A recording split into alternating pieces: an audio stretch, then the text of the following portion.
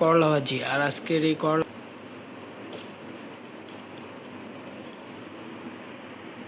বিসমিল্লাহ।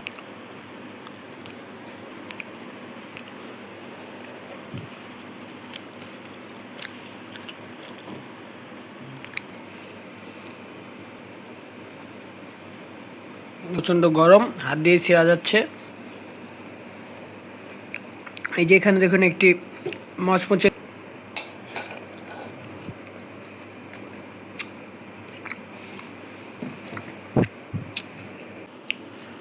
Hello everyone, আসসালামু আলাইকুম।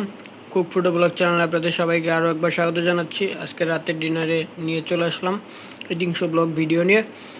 তো আজকের রাতের ডিনারে প্রথমে এখানে ভাত নিয়ে নিয়েছি, আর এর সঙ্গে এই যে এটা হচ্ছে করলা ভাজি। আর আজকের এই করলা ভাজি রান্নার একটি বিশেষ প্রক্রিয়া হচ্ছে, আজকে এই করলা ভাজিতে কোনো প্রকার হলুদ ব্যবহার করা হয়নি, হলুদ ছাড়া রান্না করা হয়েছে। তো এখন প্রথমে এই করলা ভাজি দিয়ে খাওয়া স্টার্ট করছি।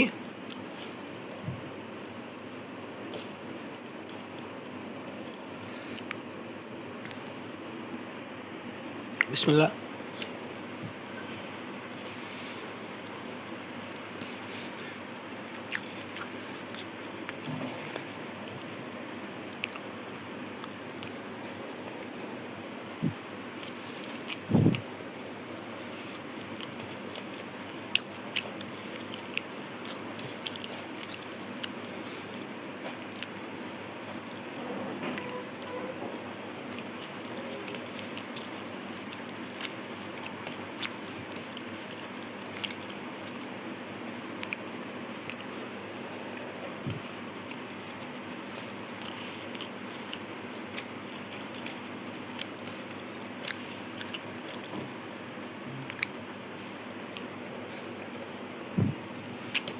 হলুদ ছাড়া করলা ভাজি খেতে খুবই টেস্টি হয়।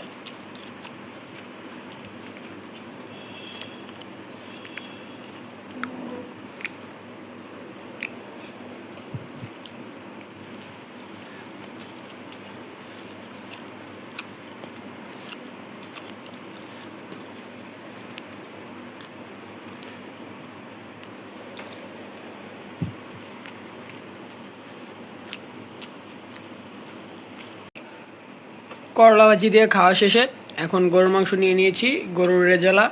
এই যে গরুর মাংস আমার কাছে খুবই পছন্দের একটি মাংস। তো এখন গরুর রেজালা দিয়ে খাবো।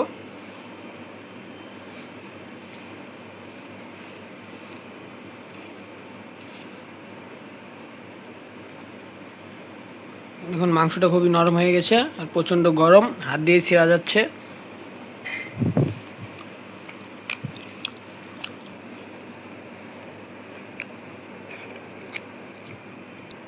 এই যে এখানে দেখুন একটি মচমচে তেলের পিস, এটা খেতে খুবই ভালো লাগতেছে।